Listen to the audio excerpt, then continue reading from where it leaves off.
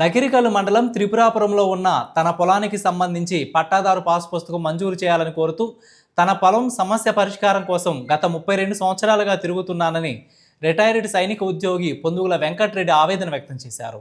Revenue శాఖ ఉన్నతాధికారులు ఇప్పటికైనా స్పందించి సమస్య పరిష్కారం చేయాలని వేడుకున్నారు.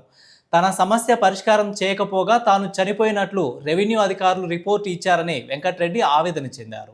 నా పేరు వెంకటరెడ్డి అండి.